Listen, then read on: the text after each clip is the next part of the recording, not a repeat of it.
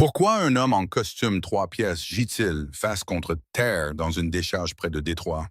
Quelqu'un l'a abandonné là pour qu'il meure. Une mère célibataire en difficulté passait ses journées à fouiller les déchets industriels. Elle faisait ça juste pour payer l'inhalateur d'asthme de sa fille. Elle a trouvé un chef de la mafia, battu à moitié mort et jeté comme un déchet. Il gisait entre le métal rouillé et le verre brisé. Cette découverte allait la plonger dans un monde dont elle ignorait l'existence. Et cela changerait leurs deux vies pour toujours. Avant de commencer, laissez un commentaire et dites-nous d'où vous nous regardez. Si cette histoire vous touche comme nous le pensons, cliquez sur le bouton «J'aime». Partagez-la avec quelqu'un qui a besoin de l'entendre. Et si ce n'est pas déjà fait, n'hésitez pas à vous abonner. Comme ça, vous ne manquerez pas ce qui va suivre. Maintenant, retournons à cet après-midi brûlant dans le terrain vague près de Détroit. Le soleil tapait sur des montagnes de ferraille et de débris en décomposition. Une femme de 27 ans nommée Belle Lawson fouillait les décombres. Elle avait du sang sur les mains et le désespoir chevillé au corps. Belle était à la décharge depuis le petit matin, quand le soleil n'était pas encore complètement levé. Mais maintenant, la lumière tombait droit sur le sommet de sa tête, comme si elle voulait tout faire fondre en dessous. La sueur coulait en fins ruisseaux le long de sa colonne vertébrale, trempant un T-shirt si délavé qu'elle ne se souvenait même plus de sa couleur d'origine. À quelques pas de là, Poppy était assise dans la vieille poussette que Belle avait sortie d'une poubelle derrière le supermarché Walmart il y a 3 mois. La petite de 4 ans portait un masque en tissu que sa mère avait découpé dans une vieille chemise pour bloquer une partie de la puanteur. Ses grands yeux étaient fixés sur sa mère au travail, avec une patience qu'aucun enfant de cet âge ne devrait jamais avoir à apprendre. La nuit dernière avait été un enfer. La crise d'asthme de Poppy avait commencé à 2 heures du matin. Sa respiration ressemblait à un sifflement forcé à travers un tuyau en métal. Belle l'avait prise dans ses bras et avait couru dans la salle de bain. Elle avait mis l'eau chaude à fond pour que la vapeur ouvre ses voies respiratoires. L'inhalateur d'albutérol était vide depuis 3 jours. Elle était restée assise sur le sol moisi de la salle de bain pendant 4 heures, tenant son enfant. Elle écoutait chaque souffle comme si chacun pouvait être le dernier. Elle comptait les minutes dans sa tête jusqu'à ce que le jour se lève enfin. 30 $. C'était tout ce dont elle avait besoin pour acheter un nouvel inhalateur à la pharmacie. Mais 30 $ ici, c'était aussi luxueux que 30 000 n'importe où ailleurs. Belle n'avait pas d'assurance maladie, pas de famille, personne pour appeler et demander comment elle avait passé la journée. Sa mère était morte d'un cancer du poumon quand elle avait 19 ans. Son père avait disparu avec une bouteille de whisky bon marché avant qu'elle n'apprenne à lire. L'homme qui l'avait mise enceinte de Poppy était parti dès qu'il avait vu les 2 barres sur le test de grossesse. Elle n'avait plus entendu sa voix depuis. Tout ce qu'elle avait, c'était une caravane qui fuyait au bord d'une décharge industrielle près de Détroit. Une fille de 4 ans asthmatique chronique et des mains sillonnées de coupures. Elle triait de la ferraille tous les jours juste pour en vendre assez pour quelques dollars. Elle s'est penchée et a tiré une lourde plaque de tôle rouillée. Elle voulait voir s'il y avait quelque chose de valeur en dessous. Et à l'instant où la tôle s'est retournée, elle l'a vu. Une main d'homme sortait du tas de débris. De longs doigts étrangement propres au milieu de toute cette saleté. Et à son poignet, une montre en or brillait au soleil avec un éclat presque insultant dans un endroit comme celui-ci. Le cœur de Belle a sursauté. Elle a reculé par instinct. Sa prise s'est resserrée autour de la barre de fer dans sa main, comme une arme. Et elle a écarté d'autres déchets, et la forme complète de l'homme est apparue. Un homme de grande taille gisait face contre terre. Il portait un costume 3 pièces noir, maintenant déchiré, et couvert de boue et de sang séché. Son visage aux traits fins était meurtri et enflé. Il avait une profonde blessure à la tempe gauche. Le sang y avait coagulé en une croûte sombre et durcie. On aurait dit un roi arraché à son trône et jeté dans le caniveau. Le premier réflexe de Belle a été de s'enfuir. Elle savait mieux que quiconque qu'un homme gisant dans une décharge près de Détroit pouvait être n'importe quoi. Un toxicomane, un criminel, un tueur. Et rien de tout cela n'était sûr pour une mère célibataire avec un jeune enfant. Mais au moment où elle commençait à se détourner, Poppy a montré l'homme du doigt. D'une voix claire à travers son masque en tissu, elle a dit « Maman, il est blessé ». Belle s'est figée. Elle a regardé sa fille, puis l'homme immobile. Et elle a su que si elle partait, Elle devrait vivre avec cette image chaque nuit. En regardant dans les yeux de Poppy, elle est tombée à genoux à côté de lui. Elle a pressé 2 doigts sur son cou pour sentir un pouls, et elle l'a trouvé. Faible, mais présent. Il se battait encore, refusant toujours d'abandonner. Le regard de Belle a balayé la décharge, scrutant l'horizon qu'elle connaissait trop bien. L'endroit où les acheteurs de ferraille et Lego travaillaient chaque après-midi. S'ils voyaient la montre au poignet de cet homme, ils ne se contenteraient pas de la prendre. Ils l'achèveraient pour qu'il n'y ait pas de témoins. Ils l'avaient déjà fait à d'autres, et elle avait vu les taches de sang sur la pierre que personne ne prenait la peine d'expliquer. Le soleil brûlait toujours comme un feu. Poppy continuait de la regarder, attendant. Et Belle a pris une décision qui, elle le savait, allait tout changer. Elle a glissé ses bras sous les épaules de l'homme et serré les dents, la sortie des ordures. Et elle a commencé à traîner ce corps, qui faisait 2 fois son poids, vers la poussette où Poppy était assise. Chaque pas était une bataille contre la gravité et l'épuisement. Mais Belle Lawson se battait contre des choses plus grandes qu'elle depuis longtemps. Belle a trouvé une vieille bâche enroulée sous une pile de palettes en bois pourri à proximité. Elle l'a étalée, puis a roulé l'homme dessus. Elle a saisi fermement les 2 coins et a commencé à tirer. Il n'y avait aucun moyen pour elle de porter un corps d'au moins 2 fois son poids jusqu'à la caravane. Poppy trottinait à côté d'elle. Ses petites sandales en plastique claquaient contre le sol sec et craquelaient. De temps en temps, elle s'arrêtait pour ramasser un caillou ou une capsule de bouteille. Puis elle se dépêchait de rattraper sa mère, comme si c'était juste un autre après-midi ordinaire dans sa petite vie. Belle n'a pas pris le chemin principal. Elle savait que le gang de drogue travaillait sur le terrain vague, près de la sortie de la décharge tous les soirs. S'il la voyait traîner un homme inconscient portant une montre en or, ça se terminerait vite. Et ça se terminerait mal pour eux 3. Elle a choisi le raccourci derrière la rangée de conteneurs abandonnés. Elle s'est glissée par l'ouverture entre 2 fils de fer barbelés qu'elle avait coupés il y a longtemps pour les fois où elle devait éviter les ennuis. Elle a traîné la bâche sur du gravier et des pierres cassées, à travers des flaques d'eau noire comme du goudron qui puaient les produits chimiques qu'elle ne voulait pas nommer. Son épaule la brûlait à cause du frottement. La peau de ses paumes était à vif. Mais elle ne s'est pas arrêtée, car le ciel s'assombrissait. Les longues ombres de la fin d'après-midi s'étiraient sur le sol comme des doigts cherchant à les attraper. L'homme émettait un faible son chaque fois que la bâche heurtait un nid de poule ou une pierre tranchante. Et Belle se disait qu'au moins, ce son signifiait qu'il était encore en vie. C'était le silence qu'elle craignait. Quand elle l'a finalement traîné jusqu'à la porte de la caravane, ses bras tremblaient si fort qu'elle pouvait à peine actionner la serrure. Elle a calé la porte avec son genou, l'a traîné à l'intérieur, et avec le peu de force qui lui restait, elle l'a poussé sur le seul canapé de la caravane. Un vieux canapé à fleurs, usé et déchiré. Le même canapé sur lequel elle dormait chaque nuit, car le petit berceau dans le coin était pour Poppy. Elle s'est assise sur le sol un instant, à bout de souffle, puis elle s'est levée, a dit à Poppy de rester dans le berceau, et elle a couru frapper à la porte de la caravane d'Odette, sa voisine. Odette a ouvert la porte, une béquille sous le bras droit. Sa jambe gauche avait été amputée sous le genou depuis son service en Irak. Ses yeux se sont fixés sur Belle, pleins de questions. Mais elle n'a pas parlé jusqu'à ce que Belle dise « Il y a quelqu'un qui se meurt dans ma caravane, madame. » Odette n'a rien demandé d'autre. Elle est retournée à l'intérieur et en est ressortie avec une boîte en fer blanc gris terne qu'elle gardait depuis ses années d'armée. Une trousse de premiers secours de champ de bataille qui l'avait suivie à travers 2 déploiements au Moyen-Orient. Des aiguilles de suture encore scellées et stériles, de la gaz militaire, de la bétadine antiseptique et une paire de ciseaux à tissu tranchant comme un couteau. Odette a suivi Belle en claudiquant jusqu'à la caravane. Elle a jeté un coup d'œil à l'homme sur le canapé et ses yeux se sont plissés. De la même manière que les yeux d'un vieux soldat se plissent quand il évalue une situation au milieu d'un combat. Elle s'est assise à côté de lui, a posé la boîte en fer blanc sur la table et s'est mise au travail.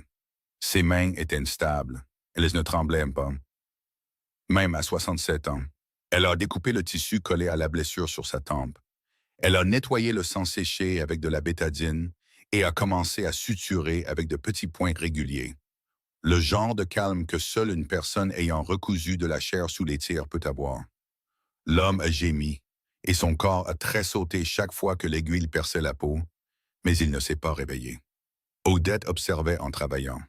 Son regard s'attardait sur la blessure, glissait sur le visage meurtri. Elle a secoué lentement la tête, disant à Belle que ce n'était pas un accident, ni une chute, ni un choc de voiture. C'était un coup délibéré, porté avec un objet dur. Quelqu'un l'avait frappé directement à la tempe avec l'intention de tuer, pas pour l'avertir. Puis elle a soulevé son poignet, l'a retourné. Elle a montré un petit tatouage à l'intérieur, une marque fine et complexe que la plupart des gens ne remarqueraient pas. Mais Odette en avait assez vu dans les quartiers difficiles de Détroit pour savoir exactement à quel monde il appartenait. Elle a regardé Belle dans les yeux et a dit d'une voix basse et ferme, « Ma fille, celui-là n'est pas un ouvrier. Regarde ses mains. Pas de callosité. Regarde cette marque. C'est un criminel. Tu fais entrer un loup dans ta maison.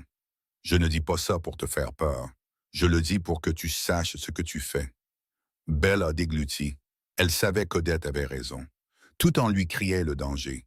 Le costume 3 pièces coûteux, les montres en or massif, les mains douces non marquées par le travail, le tatouage du milieu, la blessure intentionnelle. Tout cela hurlait qu'elle devrait le traîner dehors et faire comme si elle ne l'avait jamais vu. Mais au moment où elle ouvrait la bouche pour répondre à Odette, elle a regardé vers le coin de la caravane. Elle a vu que Poppy était sortie du berceau sans que personne ne s'en aperçoive. Elle était assise au bout du canapé. De ses petites mains, elle pressait un linge humide sur le front de l'inconnu. Elle offrait une douceur que seul un enfant peut donner sans avoir besoin de raison. Poppy a levé les yeux vers sa mère et a dit « Il est très chaud, maman. Je le rafraîchis. » Belle est restée là à regarder sa fille, une enfant de 4 ans avec un asthme sévère et sans assurance, vivant dans une caravane qui fuit au bord d'une décharge, et portant encore assez d'amour pour s'occuper d'un étranger. Et Belle a compris que si elle jetait cet homme dehors, elle ne le tuerait pas seulement lui. Elle tuerait aussi quelque chose à l'intérieur de Poppy. La chose même que Belle s'était battue pour protéger à tout prix pendant 4 ans. Elle s'est retournée vers Odette et a dit « Je sais, madame, mais je ne peux pas. » Odette a soutenu son regard pendant un long moment, puis a soupiré. Elle a hoché la tête une fois et a repris pour finir le dernier point de suture sur le front de l'homme. Et toutes les deux savaient que c'était peut-être la plus grande erreur qu'elles aient jamais faite. Ou la chose la plus juste qu'elles aient jamais faite. L'homme a ouvert les yeux à minuit. La caravane était plongée dans l'obscurité. Seule une lueur jaune et boueuse du lampadaire extérieur filtrait par la fente du rideau. Sa première réaction n'a pas été la panique. Il a balayé l'espace du regard pour l'évaluer. C'était d'un instinct si vif qu'il a agi avant même la pensée consciente, comme si son corps avait été programmé pour contrôler chaque situation avant que son esprit ne comprenne. Mais son corps n'obéissait pas. Quand il a essayé de s'asseoir, une douleur fulgurante a déchiré sa tempe jusqu'à l'arrière de son cou. Il est retombé sur le canapé avec un gémissement qu'il n'a pas pu retenir. Ses yeux se sont habitués à l'obscurité et il l'a vue. Une femme était assise par terre à côté d'un vieux berceau dans le coin. Son dos était contre le mur, sa tête légèrement inclinée vers l'enfant qui dormait à l'intérieur. Ses yeux étaient cernés d'ombres violacées, comme quelqu'un qui n'avait pas dormi depuis longtemps, et qu'il y avait du sang séché sur ses mains. Un sang dont il ne connaissait pas la source, mais quelque chose en lui disait que c'était le sien. Il a ouvert la bouche, et sa voix est sortie, rêche comme du papier de verre sur de la pierre. « Où suis-je? » La femme ne s'est pas tournée pour le regarder. Elle laisse rester où elle était, les yeux fixés sur la respiration de l'enfant. Elle a répondu d'une voix plate, sans émotion superflue. « Dans ma caravane, au bord d'une décharge industrielle près de Détroit. Et vous me devez une explication sur la raison pour laquelle j'ai dû traîner un corps de 2 fois mon poids sur près d'1 kilomètre pour vous amener ici. » Il voulait répondre, mais quand il a cherché dans son esprit, il n'a trouvé qu'un mur noir. Pas de nom, pas de visage, pas d'adresse, pas de souvenir. Rien qu'un vaste vide glacial dans lequel il était tombé comme dans un puits sans fond. Il ne se souvenait pas de qui il était. Il ne se souvenait pas pourquoi il était là. Il ne se souvenait pas de qui l'avait frappé. Et ce sentiment était 100 fois plus terrifiant que la douleur dans sa tête. Parce qu'au moins, la douleur lui disait qu'il était en vie. Mais le vide dans sa mémoire ne pouvait même pas lui dire ce qu'il était. Sa main s'est levée sans réfléchir pour se frotter le front. Son poignet a effleuré son visage. Ses doigts ont touché la montre en or toujours attachée. Et quand il l'a retournée, Le lampadaire lui a donné juste assez de lumière pour lire la petite gravure au dos. TGG, roi de rien. Les initiales TGG lui semblaient familières, mais elles n'ont rien déclenché. Sauf un écho lointain dans son crâne, comme quelqu'un qui appellerait son nom de l'autre côté d'un mur sans porte. Roi de rien. Une blague peut-être, mais il ne pouvait pas rire, parce qu'il était vraiment un roi de rien. Pas de nom, pas de passé, pas de présent. Il est resté allongé là, à regarder le plafond de la caravane, la peinture s'écaillant en flocons, jusqu'à ce qu'il sombre à nouveau à cause de la douleur. Et quand il s'est réveillé la fois suivante, la lumière du jour avait inondé chaque fissure de la vieille caravane. La femme se tenait devant lui avec l'enfant sur la hanche. Elle le regardait avec des yeux qui ne contenaient ni chaleur ni cruauté. Seulement la constance pratique de quelqu'un habitué à affronter ce que personne ne voulait affronter. Elle a dit, « Je m'appelle Belle. Voici Poppy, ma fille. Vous êtes allongée sur mon lit et je ne sais pas qui vous êtes. Mais j'ai 3 règles. 1. Vous dormez sur ce canapé et vous ne touchez jamais à mon enfant. 2. Vous ne sortez pas pendant la journée parce que je ne veux pas de problème. 3. Si vous voulez manger, vous travaillez parce que personne ne mange gratuitement ici. » Il a écouté et quelque chose s'est agité dans ses instincts, une vieille habitude qu'il ne reconnaissait pas comme telle. Il l'a regardé droit dans les yeux et a dit, sa voix encore rauque mais portant une autorité inconsciente. « Je dois d'abord passer un appel téléphonique. Laissez-moi utiliser votre téléphone. » Belle n'a pas scié. Elle l'a regardé comme on regarde un chien errant qui essaie de grogner alors qu'il est aplati au sol, et elle l'a interrompu d'une voix froide comme l'acier. « Vous n'êtes pas une roi ici. Il n'y a pas de téléphone ici parce que je ne peux pas payer la facture. Si vous voulez appeler quelqu'un, vous pouvez marcher jusqu'à la cabine téléphonique à 3 kilomètres d'ici. Mais vu l'état de vos jambes, vous ne ferez pas 2 pas. Alors vous feriez mieux de rester assis et de m'écouter. » Il s'est tu, non par peur, mais par choc.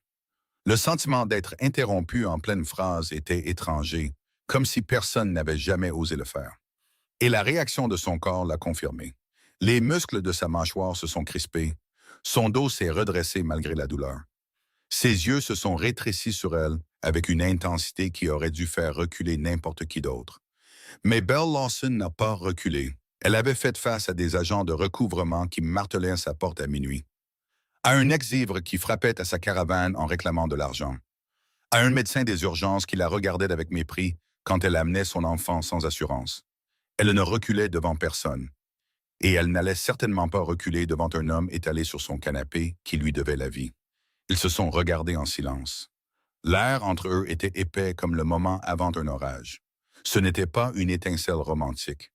C'était une collision entre 2 personnes habituées à tout contrôler autour d'elles. L'un qui contrôlait avec un pouvoir dont il ne se souvenait plus, et l'autre qui contrôlait avec une survie qu'elle avait forgée pendant 27 ans. Poppy a brisé la tension en lui faisant un signe de la main depuis la hanche de sa mère. D'une voix vive et innocente, elle a dit, « Vous n'avez plus mal, monsieur? Vous avez beaucoup dormi. » Et pour la première fois depuis qu'il avait ouvert les yeux dans cette caravane, l'homme sans nom a senti quelque chose de plus doux que la survie effleurer sa poitrine, même s'il ne savait pas encore comment l'appeler. Le premier jour, Belle l'a emmené travailler à la décharge. Tout a tourné au désastre, parce que les mains de l'homme étaient douces comme celles d'un enfant. Des mains qui n'avaient jamais touché quelque chose de plus rugueux que la surface d'un bureau en bois poli. Et dans la première demi-heure, il s'était coupé 3 fois avec des bords de tôle tranchants. Le sang coulait sur ses doigts et gouttait sur le tas de ferraille qu'il essayait de trier sous les instructions de Belle. Elle lui a appris à distinguer le cuivre de l'aluminium. Comment dénuder un fil électrique pour récupérer le noyau de cuivre à l'intérieur. Comment reconnaître ce qui pouvait être vendu et ce qui devait être jeté. Il écoutait avec une concentration féroce, mais ses mains étaient si maladroites que Belle devait détourner le regard pour ne pas soupirer juste devant lui. C'est Poppy qui se précipitait pour le secourir chaque fois qu'il se blessait. Elle fouillait dans son petit sac à dos pour en sortir un rouleau de ruban adhésif et quelques pansements que Belle gardait toujours pour elle.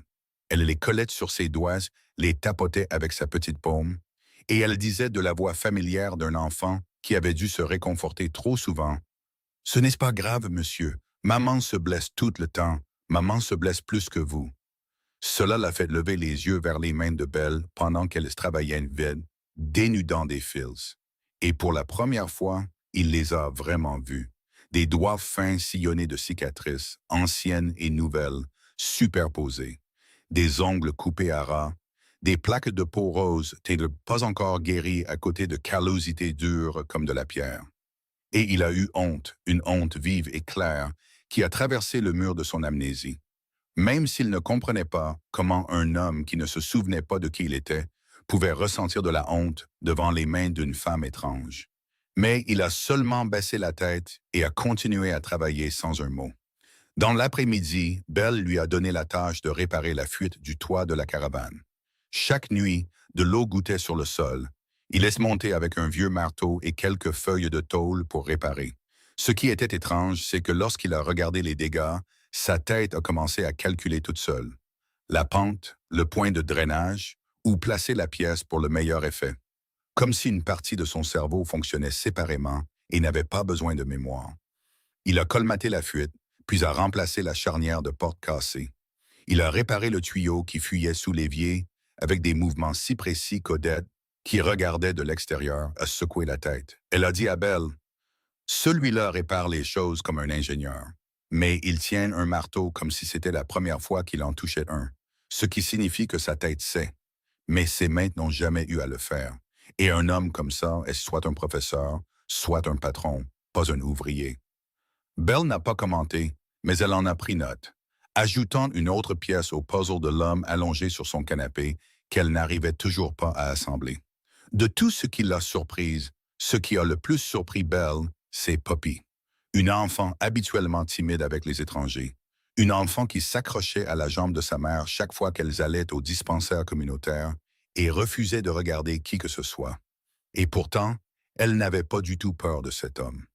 Poppy grimpait sur le canapé et s'asseyait à côté de lui comme s'il avait été là avant même sa naissance.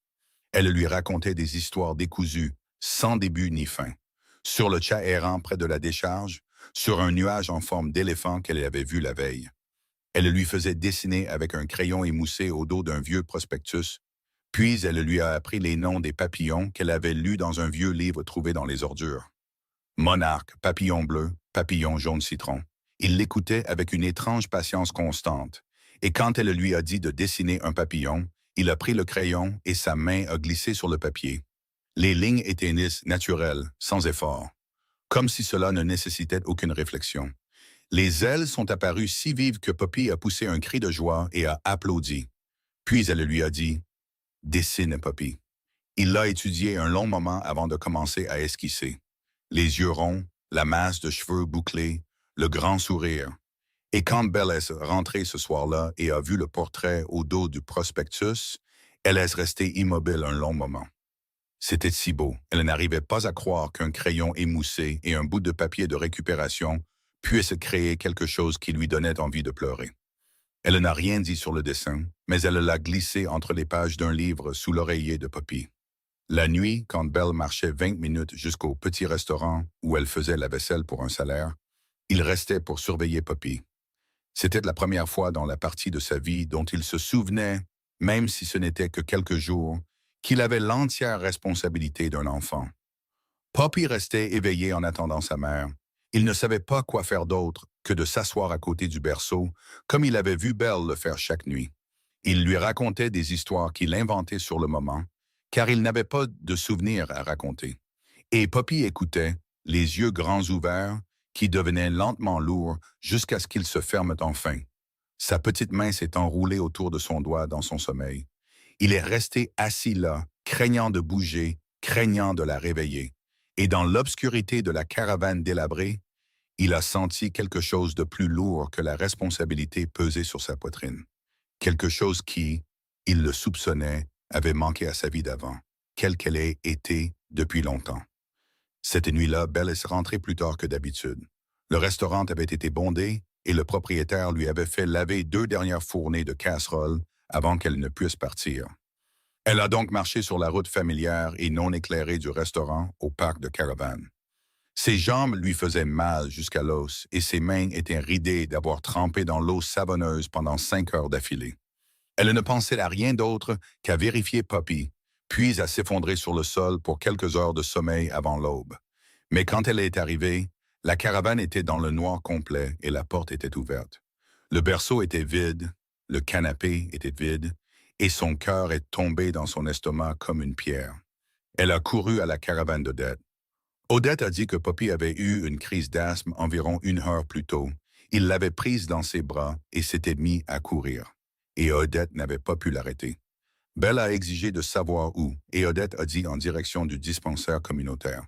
Belle a couru. Elle n'a pas seulement marché vite. Elle a couru, et quelque part sur la route, ses tongs ont volé de ses pieds. Mais elle ne s'est pas arrêtée pour les ramasser.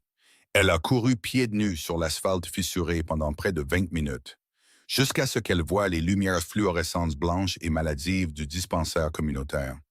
Elle a fait éruption à l'intérieur et a crié le nom de sa fille, mais la réceptionniste lui a dit de se calmer. L'enfant était à l'arrière et elle était stable. Belle a sprinté dans le couloir. Au bout de la rangée de chaises en plastique devant la salle d'urgence, elle l'a vu. L'homme sans nom était assis sur une chaise en plastique blanc avec Poppy dans ses bras. Poppy dormait avec un masque de nébuliseur sur le visage. Il était assis parfaitement immobile, la tenant à 2 mains. Ses yeux étaient rouges, une trace humide sur sa joue qu'il n'avait pas pris la peine d'essuyer.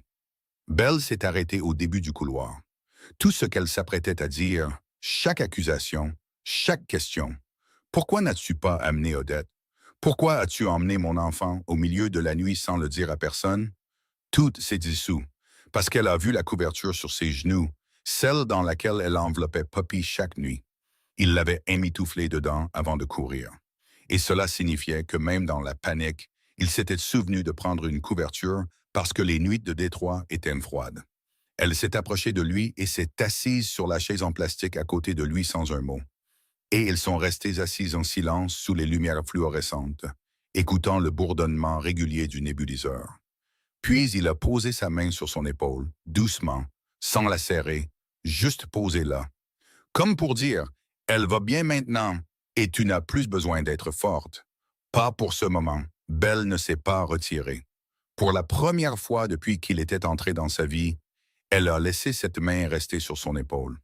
Elle a fermé les yeux et a laissé échapper un long soupir, comme si elle l'avait retenu pendant 4 ans. La réceptionniste lui a raconté ce qui s'était passé quand il avait amené Poppy plus tôt.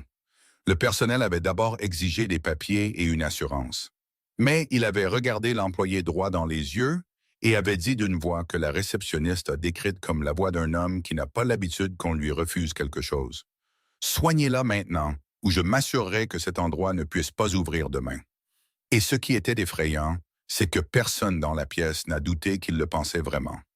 Alors, ils ont soigné Poppy immédiatement. Belle a écouté et a compris que ce genre d'autorité ne s'apprenait pas. Elle venait des os et du sang. Et même s'il ne se souvenait pas de qui il était, l'ombre de l'homme qu'il avait été était encore assez grande pour faire obéir toute une salle d'urgence. 3 jours plus tard, quand Poppy s'était complètement rétablie et courait dans la caravane comme si de rien n'était, Odette a frappé avec sa béquille. Elle avait un air sérieux qu'on voyait rarement sur son visage. Odette a dit qu'hier, au marché aux puces et dans les cases de la zone A, plusieurs hommes en noir conduisaient un SUV noir. Ils posaient des questions partout. Ils n'ont pas demandé à la police. Ils ne sont allés à aucun poste. Ils sont allés directement dans des endroits que seule la foule du marché noir connaissait. Ils demandaient des nouvelles d'un homme disparu, grand, cheveux noirs, peut-être blessé. Et il ne ressemblait pas à une famille cherchant un être cher. Il ressemblait à des chasseurs traquant une proie. Il a écouté et son visage a changé. Pas de peur, mais avec une alerte froide montant de l'intérieur de lui. L'instinct d'un animal qui sait qu'il est chassé. Il s'est levé et a dit à Belle qu'il devait partir. Il ne savait pas qui il était, mais il savait que les gens qui le cherchaient n'étaient pas bons. Et s'ils le trouvaient ici, Belle et Poppy seraient en danger. Belle l'a regardé de haut en bas. Elle a regardé la jambe qui boitait encore parce que la blessure n'était pas complètement guérie. Elle a regardé les vieux vêtements qu'elle lui avait prêtés, flottant sur son corps. Elle a regardé les bleus qui marquaient encore son visage. Et elle a dit d'une voix si pratique qu'elle en était presque cruelle. « Tu n'as pas de nom, pas d'argent, pas de mémoire, pas de papier. Si tu sors par cette porte, tu seras mort avant d'avoir fait 2 pâtés de maison. Pas à cause de ces hommes, mais parce que tu ne sais même pas quel chemin mène à l'autoroute. Odette a hoché lentement la tête et a ajouté de la voix calme de quelqu'un qui avait passé toute sa vie dans des endroits que la société oublie. Les pauvres sont invisibles, mon garçon. Les hommes en SUV noir ne viendront jamais jusqu'ici, parce que pour eux, cet endroit n'existe pas sur une carte. Tu es plus en sécurité ici que n'importe où ailleurs. Tente que tu gardes ton visage dans l'ombre et cette montre dans ta poche. Il a regardé les deux femmes, une vieille, une jeune, toutes deux minces, toutes deux portant les cicatrices de la vie. Et pourtant, toutes deux se tenaient droites devant lui, avec un courage qu'il soupçonnait n'avoir jamais vu chez personne dans la vie qu'il avait vécue avant, même s'il ne se souvenait pas de cette vie. Et il s'est rassis sur le vieux canapé, acceptant que son destin reposait maintenant entre les mains de deux femmes au bord d'une décharge près de Détroit. Le premier rêve est venu la quatrième nuit, après qu'Odette les ait avertis au sujet des hommes en noir. Et il n'est pas arrivé comme un rêve normal. Il est venu comme une porte défoncée à l'intérieur de sa tête. Il s'est vu assis au bout d'une longue table de conférence brillante. La lumière d'un lustre en cristal se déversait sur le bois sombre. Autour de lui se trouvaient des silhouettes floues sans visage. Mais il savait qu'elle le regardait, et il savait qu'il était la personne la plus importante dans cette pièce, même s'il ne comprenait pas pourquoi. Une femme aux longs cheveux noirs s'est approchée de lui. Elle était belle, mais quelque chose dans son sourire a fait reculer ses instincts. Elle a versé de l'alcool dans son verre et a dit quelque chose qu'il n'a pas tout à fait entendu. Mais sa voix était douce d'une manière qui sonnait faux. Puis un homme est apparu derrière lui, lui a tapé sur l'épaule et a ri. Un rire large et confiant, trop amical. La main sur son épaule était lourde et chaude, mais il y avait quelque chose dans les yeux de l'homme qui l'a surpris juste avant que le verre ne touche sa bouche, quelque chose de froid et de calculateur. Puis l'amertume sur sa langue. Pas l'amertume de l'alcool, mais l'amertume de quelque chose qui n'avait rien à faire là. La pièce a tourné, le lustre est devenu flou. La table a basculé et l'obscurité a tout englouti. Il s'est redressé d'un coup sur le canapé, trempé de sueur, le cœur battant la chamade. Et un nom est sorti de sa bouche avant que son esprit ne puisse le rattraper. Paxton. Le nom a résonné dans la caravane sombre et il ne savait pas qui c'était. Mais sa poitrine s'est serrée quand il l'a dit, comme si son corps se souvenait de ce que sa tête avait oublié. Belle s'est réveillée sur le sol et l'a regardé, mais elle n'a pas posé de questions. Elle a seulement attrapé le petit carnet à couverture rigide qu'elle avait trouvé à la décharge la semaine précédente. Elle le lui a tendu avec le crayon émoussé en lui disant « Écris-le, écris tout ce dont tu te souviens, même si ce n'est qu'un mot. » Puis elle lui a tourné le dos et s'est rendormie, comme si ce n'était qu'un petit désagrément de plus dans la nuit. Il a écrit Paxton sur la première page et a fixé le nom jusqu'au matin. Après cela, les rêves sont venus plus souvent. Chaque fois, un petit morceau se détachait du mur noir dans son esprit, comme une brique cassée d'une barrière fissurée. Il a vu sa propre signature sur des documents légaux, l'écriture forte et décisive, et en dessous, les mots imprimés Galati Holdings. Et il a mal écrit ce nom dans le carnet. Il a vu un manoir blanc derrière un haut portail en fer, un long couloir de marbre, un bureau avec des murs de verre donnant sur la ligne d'horizon de Chicago, et il a écrit Chicago dans le carnet. Puis une nuit, il a vu le visage d'une adolescente, cheveux bruns, yeux bleus comme les siens. Elle se tenait au bout d'un couloir, le regardant avec une expression qu'il a ressentie avant de la comprendre. La déception. Le regard d'un enfant qui s'était trop habitué à être abandonné par la seule personne qui n'était pas censée l'abandonner. Et il s'est réveillé avec des larmes sur les joues, sans savoir pourquoi. Il a écrit dans le carnet « Phil, point d'interrogation ». Et puis, après d'autres nuits, il a décrit Willa. Chaque fragment arrivait avec un violent mal de tête, comme si quelqu'un lui frappait la tempe avec un marteau de l'intérieur. Belle le voyait tard dans la nuit sur le canapé, se tenant la tête, les dents serrées, endurant sans faire de bruit. Mais elle ne demandait rien, car elle comprenait qu'il y avait des douleurs que les questions ne pouvaient pas guérir. Puis une nuit, une tempête a frappé Détroit sans prévenir. Le vent a arraché les plaques de tôle qu'il avait réparées seulement une semaine plus tôt. La pluie s'est déversée à travers le toit qui fuyait en ruisseau qui coulait sur le sol. Le tonnerre n'arrêtait pas de gronder, secouant le sol. Et Poppy s'est réveillée en hurlant de terreur. Belle l'a prise dans ses bras et l'a serrée fort sur le canapé, car le sol était déjà inondé. Il se dépêchait de mettre des seaux sous les fuites quand Poppy a appelé. Monsieur, venez ici, j'ai peur. Il a regardé Belle comme pour lui demander la permission, et elle a fait un petit signe de tête. Alors il s'est assis à côté d'elle. Le canapé n'était assez large que pour deux adultes, alors ils se sont blottis tous les trois. Poppy était blottie dans les bras de Belle, Belle au milieu, et lui à côté d'elle. Le tonnerre continuait de gronder, et chaque fois qu'il frappait, Poppy se nichait plus profondément contre sa mère. Vers 2 heures du matin, Poppy s'est finalement endormie d'épuisement, et Belle a commencé à somnoler aussi. Sa tête penchait peu à peu jusqu'à ce qu'elle repose sur son épaule sans même qu'elle s'en rende compte. La chaleur de son corps s'est infiltrée à travers le tissu fin de la vieille chemise, et Belle a dormi plus profondément qu'elle ne l'avait fait en 4 ans, car pour la première fois, il y avait une épaule. Il n'a pas bougé. Il n'a pas respiré trop fort. Il est resté parfaitement immobile comme une statue pour qu'elle puisse s'appuyer. Et dans l'obscurité, avec la pluie qui crépitait sur le toit en tôle, il a baissé les yeux sur le sommet de sa tête, sur des cheveux clairs semés par la malnutrition, sur la petite cicatrice sur son front dont il n'avait jamais osé demander l'origine.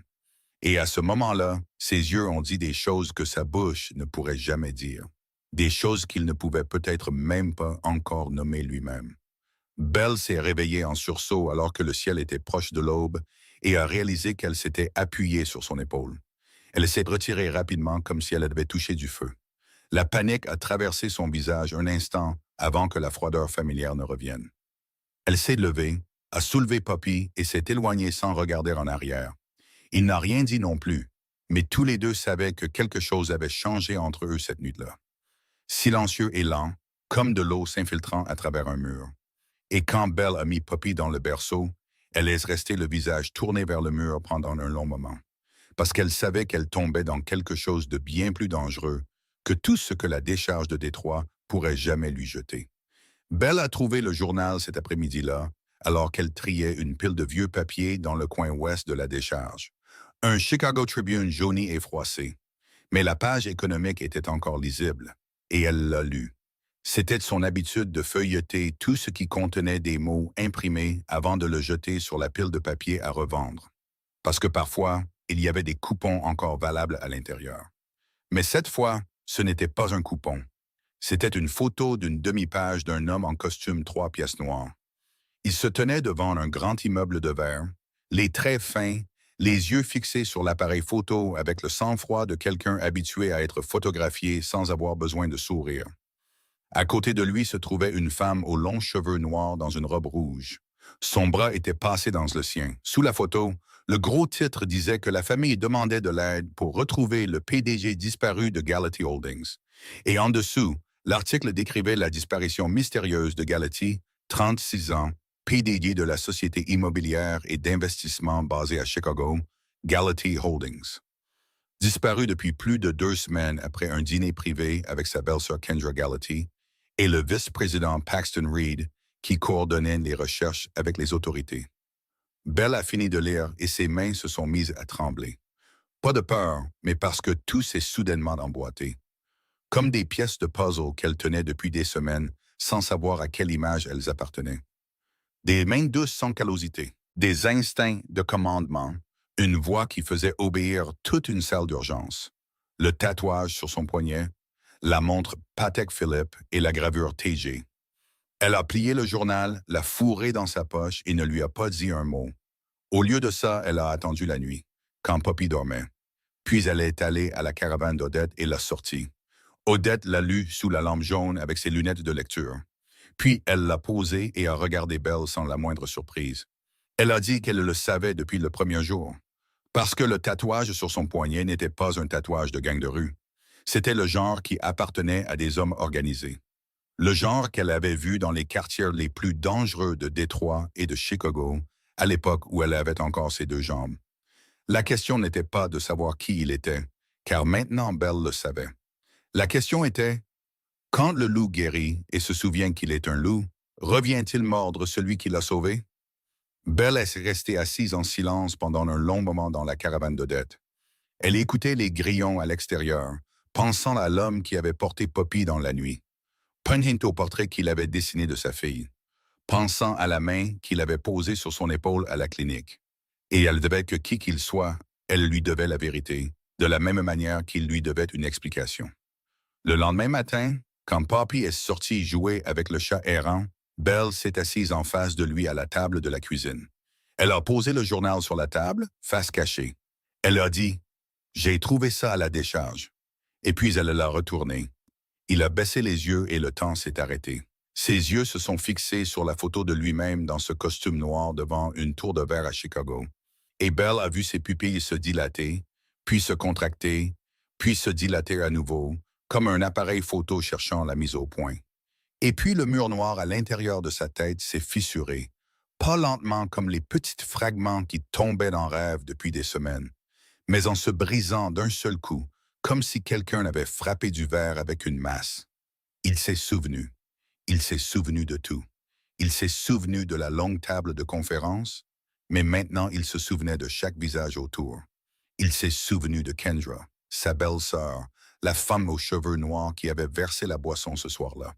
Il s'est souvenu de Paxton, son second, son bras droit, l'homme en qui il avait le plus confiance dans l'organisation.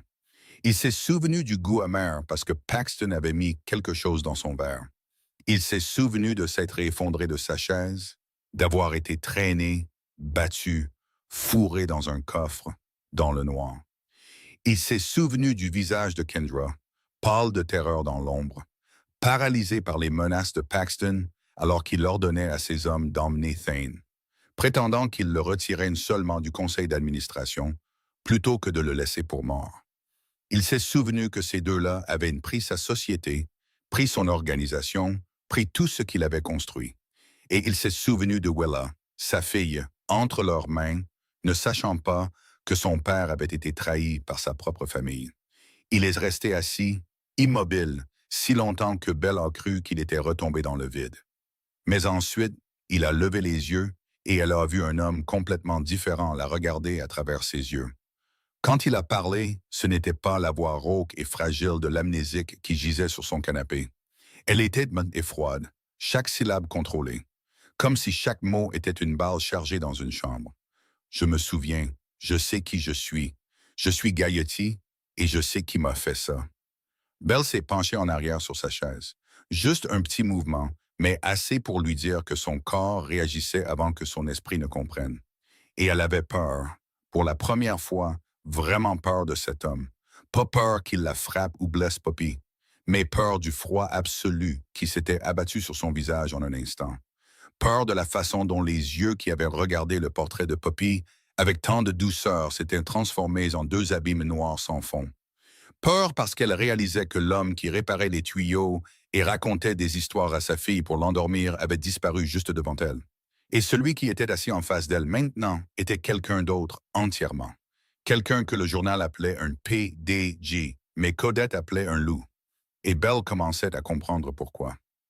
Thane avait prévu de retourner à Chicago la nuit même où sa mémoire est revenue. Son esprit cartographiait déjà chaque étape. Contacter d'abord, puis rassembler des preuves, puis coincer Paxton et Kendra en un seul mouvement net. Mais la vie ne l'a pas laissé suivre son plan. Parce que 2 jours après que la vérité a éclaté, Odette est tombée.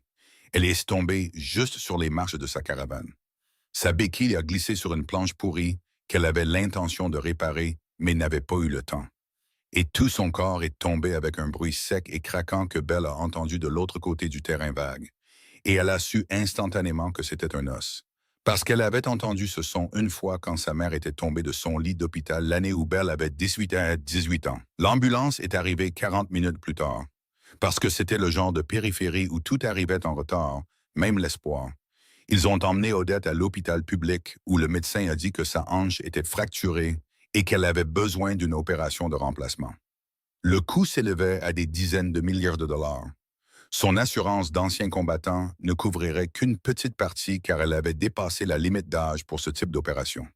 Et le reste était un chiffre que Belle regardait comme si c'était une falaise. Elle se tenait dans le couloir de l'hôpital avec Poppy dans ses bras. Elle ne pleurait pas, car elle avait oublié comment pleurer il y a longtemps. Mais ses yeux étaient vides d'une manière que l'on reconnaît comme pire que des larmes. Le regard de quelqu'un qui est épuisé jusqu'à la moelle. Elle parlait plus en l'air qu'à lui. disant qu'Odette était la seule qui gardait Poppy quand elle allait travailler. Si Odette n'était pas opérée, elle serait clouée au lit. Si elle était clouée au lit, Belle perdrait sa garde d'enfant. Si elle perdait sa garde d'enfant, elle ne pourrait pas travailler. Si elle ne pouvait pas travailler, tout s'effondrerait. Sa voix restait plate, comme si elle lisait une phrase qu'elle avait mémorisée il y a des années. Thine écoutait sans parler. Son regard est tombé sur son poignet, où la Patek Philippe était toujours une montre valant des centaines de milliers de dollars. La dernière chose qui le liait à Thine Galati, le cahier de Chicago, la seule preuve de qui il était au-delà du petit carnet rempli de fragments de mémoire. Il l'a détaché sans un mot. Il est sorti de l'hôpital, a demandé son chemin jusqu'au prêteur sur gage le plus proche. Il a marché 2 heures sous le soleil de Détroit jusqu'à une petite boutique sur Michigan Avenue. Le propriétaire a examiné la montre avec une loupe, puis l'a regardée avec méfiance. Thane savait que la montre valait plus que tout ce que contenait ce prêteur sur gage minable. Mais il n'avait pas de papier, pas de temps et pas d'option. Il a donc accepté un prix bien inférieur à sa valeur réelle, mais suffisant pour couvrir l'opération de dette. Il est retourné à l'hôpital et posé une épaisse liasse de billets sur le comptoir de la réception et a dit « Faites son opération maintenant ». Puis il est retourné à la caravane avec un poignet vide qui semblait plus léger et une poitrine qui semblait plus lourde, car il venait de vendre la dernière chose qui appartenait à l'ancienne version de lui-même. Quand il est revenu, Belle était là. Elle savait déjà, car l'hôpital avait appelé pour dire que quelqu'un avait payé. Elle a regardé son poignet nu, puis dans ses yeux. Elle n'a pas dit merci, car elle comprenait que ces deux mots n'étaient pas assez grands pour contenir ce qu'il venait de faire. Au lieu de ça, elle est allée dans la cuisine et a préparé le meilleur repas qu'elle pouvait faire avec ce qu'il y avait dans les placards. Des œufs au plat avec des oignons et des pommes de terre, du riz blanc dans une casserole en aluminium cabossé, et une boîte de haricots noirs qu'elle gardait pour la semaine prochaine, mais qu'elle a ouverte quand même. Elle a mis la plus grosse portion devant lui, les meilleures parties, les plus gros morceaux. La façon dont les gens montrent leur gratitude dans les endroits où les mots sont un luxe, mais la nourriture est tout. Thine a mangé en silence, et chaque bouchée était plus lente que la précédente. Parce qu'il goûtait quelque chose qu'aucun dîner étoilé au Michelin à Chicago ne lui avait jamais donné. La saveur d'un repas préparé par quelqu'un qui l'avait fait passer avant elle. Et dans ce silence, il a réalisé que c'était le meilleur repas de sa vie, même si ce n'était que des œufs au plat et des haricots noirs dans une caravane qui fuyait au bord d'une décharge. Il avait l'intention de partir cette nuit-là. Son plan était déjà organisé dans son esprit, étape par étape. Mais quand Belle est parti pour son service de plonge du soir et qu'il est resté pour surveiller Poppy, l'enfant a eu une légère fièvre. Elle s'agitait dans son berceau, refusant de dormir jusqu'à ce qu'il la prenne dans ses bras et lui raconte une histoire. Il ne savait même pas ce qu'il disait. Peut-être qu'il l'inventait, car sa mémoire était revenue. Mais il n'y avait pas de conte de fées à l'intérieur. Mais Poppy a écouté, les yeux grands ouverts, puis lourds, puis se fermant. Sa petite main s'est enroulée autour de son doigt. Et d'une voix somnolente que Belle a entendue au moment où elle a atteint la porte de la caravane, Poppy a dit « Bonne nuit, papa ». Belle est restée dehors, les mains encore mouillées de savon à vaisselle du restaurant. Elle a entendu sa fille appeler cet homme « papa » pour la première fois de la vie de Poppy, et elle a dû s'agripper au cadre de la porte parce que ses genoux sont devenus mous. Thine était assis à côté du berceau, regardant l'enfant endormi, et il savait qu'il ne pouvait pas partir ce soir. Il ne pouvait pas partir demain. Quelques jours de plus se sont transformés en une semaine, puis 2. Et pendant ce temps, il est devenu l'homme vers qui Poppy courait chaque matin, celui qu'elle demandait dès qu'elle ne le voyait plus. La figure paternelle qu'elle n'avait jamais eue portait maintenant le visage aux traits fins d'un chef de la mafia déchu, caché dans une caravane au bord d'une décharge près de Détroit. Et cette contradiction était si belle et si douloureuse que Thane Galati, l'homme que personne à Chicago n'osait faire attendre, restait volontairement chaque nuit. Assis à côté d'un vieux berceau, attendant qu'une enfant de 4 ans lui prenne la main avant de s'autoriser à fermer les yeux. Paxton n'était pas stupide, et c'est ce qui le rendait dangereux.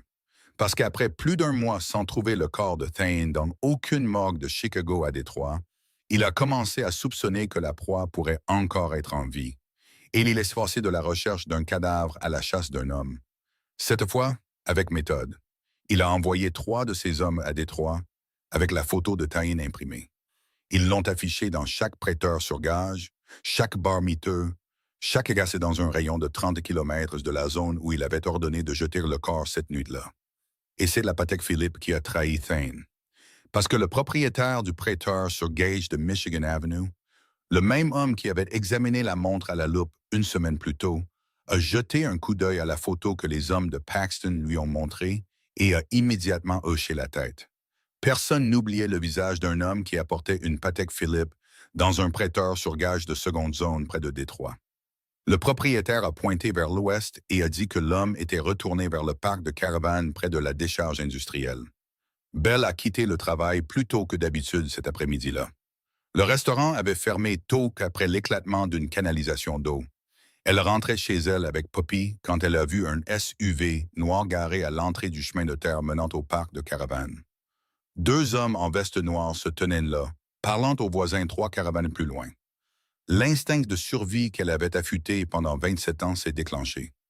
Elle n'a pas couru, car courir était le moyen le plus rapide de se faire remarquer. Elle laisse rester calme, s'est accroupie au niveau de Poppy et lui a dit « On va jouer à cache-cache, d'accord? Suis maman et sois très silencieuse. » Poppy a hoché la tête, ravie, car elle pensait que c'était un jeu. Belle l'a emmenée par le long chemin derrière la rangée de caravanes. Elle s'est glissée par une ouverture dans la clôture qu'elle seule connaissait et est entrée par la porte de derrière. À l'intérieur, Tyne était assis sur le canapé. Elle a parlé vite, sa voix non pas tremblante, mais tranchante comme une lame. « Quelqu'un te cherche dehors. Va sous la caravane, tout de suite. » Tyne n'a pas posé de questions. Les instincts d'un homme qui avait vécu dans le milieu l'ont fait bouger avant de réfléchir. Il a soulevé la planche du plancher qu'elle lui avait montré la semaine précédente quand il réparait la plomberie.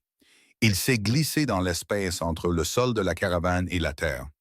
Étroit, noir comme du goudron, puant la terre humide et les rats, mais suffisant pour qu'un homme puisse s'allonger à plat. Belle a remis la planche en place, a tiré le vieux tapis dessus, a soulevé Poppy sur sa hanche. Elle s'est assise sur le canapé, a pris une profonde inspiration et a attendu. On a frappé 5 minutes plus tard. 3 coups secs.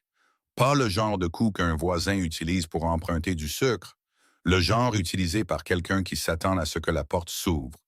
Belle a ouvert avec Poppy sur la hanche. Elle a regardé les 2 hommes avec l'expression fatiguée et légèrement irritée d'une mère célibataire dérangée en plein après-midi. L'un d'eux a brandi la photo de Tyne et a demandé si elle avait vu cet homme. Belle a jeté un coup d'œil à la photo, l'homme en costume noir devant un immeuble de verre. Et elle a eu un petit rire, le rire de quelqu'un habitué à être sous-estimé. Ce type a l'air de venir de Wall Street. Qu'est-ce que vous pensez qu'il ferait ici? Il n'y a rien ici à part des rats, des cafards et des caravanes pourries. Allez le chercher dans un country club ou sur un terrain de golf, pas ici. Poppy a regardé les hommes, puis a enfoui son visage dans le cou de sa mère. L'un des hommes a balayé du regard la petite caravane sale. Il a vu l'enfant portant un masque en tissu, la femme mince aux mains cicatrisées, et il a clairement décidé qu'il n'y avait aucune raison pour que Galatie se montre dans ce trou à rats. Alors ils ont hoché la tête et sont partis. Sous la caravane, Tyne était allongé dans le noir et a tout entendu à travers le mince plancher de bois.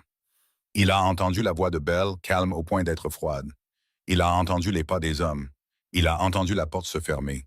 Et puis il a entendu le cœur de Belle battre vite et fort, voyageant à travers les planches jusqu'à la terre. Là où il était allongé, la joue pressée contre la boue. Et il a su qu'elle avait eu peur. Assez peur pour que son cœur veuille le lui sortir de la poitrine. Mais sa voix n'avait pas tremblé une seconde. À ce moment-là, allongé sous une caravane qui puait les rats morts à la périphérie de Détroit, Tyne Galatie s'est juré qu'il ne laisserait personne sur cette terre toucher cette femme ou cet enfant, même s'il devait réduire toute Chicago en cendres. Cette nuit-là, après que Poppy se soit endormie, Tyne a marché jusqu'à la cabine téléphonique à 2,5 kilomètres du parc de Caravan. Il a appelé Joaquin Herrera. Au téléphone, sa voix était celle de Galatie, le patron.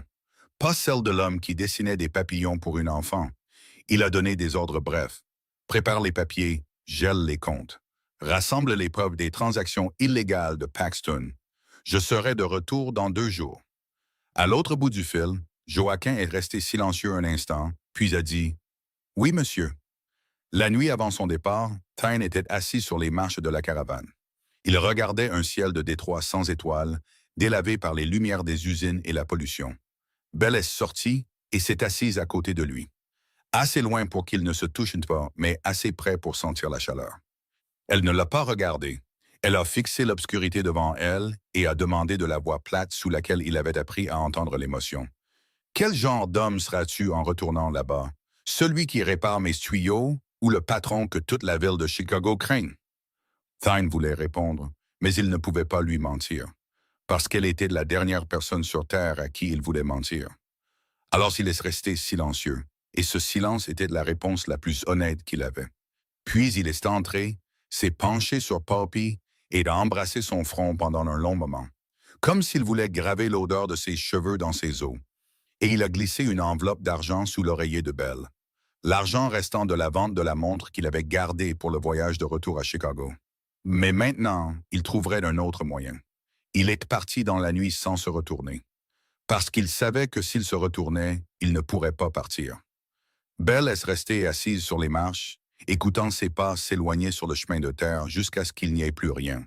Et elle n'a pas pleuré, car elle était habituée à ce que les hommes partent. Son père était parti. Son petit ami était parti. Et maintenant, cet homme partait aussi. La seule différence, c'est que cette fois, quelque chose à l'intérieur d'elle s'est brisé. Quelque chose qu'elle ne savait pas encore entier jusqu'au moment où ça a cassé. Tyne est arrivé à Chicago à l'aube dans un bus Greyhound. Joaquin avait déjà acheté le billet pour l'attendre à la gare. Pendant 12 heures dans ce bus, Tyne n'a pas dormi. Il était assis près de la fenêtre et regardait l'Amérique défiler à l'envers. Les champs du Michigan laissant place aux usines de l'Indiana. Jusqu'à ce que la ligne d'horizon de Chicago se dresse dans la brume matinale, comme les dents d'acier d'une bête massive, et il sentait qu'il ne rentrait pas chez lui. Il retournait sur un champ de bataille. Joaquin l'a retrouvé dans un petit hôtel en périphérie de la ville. Le vieil avocat l'a à peine reconnu, parce que le Tyne Galati qu'il connaissait portait des costumes sur mesure et avait la peau si pâle qu'on aurait dit qu'elle n'avait jamais vu le soleil. Mais l'homme qui se tenait devant lui maintenant était bronzé, plus mince, les mains marquées de callosité fraîche. Il portait un vieux jean et un T-shirt délavé. Pourtant, ses yeux étaient les mêmes. Toujours les yeux que personne à Chicago n'osait soutenir plus de 3 secondes.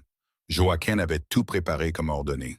Les documents des comptes, les preuves des transactions illégales de Paxton pendant la disparition de Thane, les registres des transferts et du blanchiment à travers 3 sociétés écrans que Paxton avait créées. À quelques minutes de la réunion du conseil d'administration que Paxton avait convoqué pour se faire élire DG par intérim. Tyne a lu chaque page avec le calme froid d'un homme habitué à lire une sentence avant de l'exécuter. Il a pris une douche, s'est rasé, a enfilé le nouveau costume que Joaquin avait acheté, et quand il s'est regardé dans le miroir, il a vu Tyne Galati le regarder. Mais quelque chose était différent. Dans les yeux de l'homme dans le miroir vivait l'ombre d'une caravane qui fuyait, les mains cicatrisées d'une femme et le sourire d'une enfant de 4 ans l'appelant papa. Il est entré chez Galati Holdings à 10 heures du matin. Le soleil de Chicago frappait la façade de verre de la tour. Le gardien de sécurité du hall a failli laisser tomber sa radio quand il a vu Tyne franchir les portes tournantes. Tyne ne s'est pas arrêté, n'a pas expliqué. Il est allé directement à l'ascenseur et a appuyé sur le bouton du dernier étage, là où se trouvait la salle de réunion principale et le bureau du PDG, là où Paxton était assis maintenant. Les portes de la salle de réunion se sont ouvertes et Tyne est entré. Paxton était assis au bout de la table, sur la chaise que Tyne avait occupée pendant 12 ans. Une flûte de champagne à la main, et Kendra se tenait à côté de lui avec un verre aussi. Les 2 traîtres riaient en plein milieu d'une matinée de semaine, comme si le monde leur appartenait et que le propriétaire légitime était mort quelque part près d'une décharge. Le silence s'est abattu sur la pièce, comme si quelqu'un avait coupé le son dans tout le bâtiment. Kendra l'a vu la première, et son champagne lui a glissé des doigts, se brisant sur le sol en marbre. Mais personne ne l'a entendu, car le silence était plus fort que n'importe quel bruit. Son visage est devenu blanc, ses lèvres ont bougé, mais aucun son n'est sorti. Paxton s'est retourné, et son visage a traversé 3 expressions en 2 secondes. Le choc, puis la peur, puis le faux sourire qu'il avait vu chaque nuit dans ses rêves de caravane. Il s'est levé, les bras ouverts, et a dit, « Thane, mon Dieu, tu es en vie. Nous t'avons cherché partout. » Thane n'a rien dit. Il a tiré une chaise et s'est assis, non pas à la place du pouvoir, mais à une place d'invité. Il a regardé Paxton avec le regard d'un chat observant une souris avant de frapper. Calme, patient et absolument impitoyable. Il a parlé d'une voix basse et lente. « Je vois que tu as gardé mon siège au chaud, Paxton. Merci. » Puis il a souri, et ce sourire a fait reculer Kendra, car il n'atteignait pas ses yeux. Thane ne les a pas accusés tout de suite. Il a joué au chat et à la souris pendant 3 jours.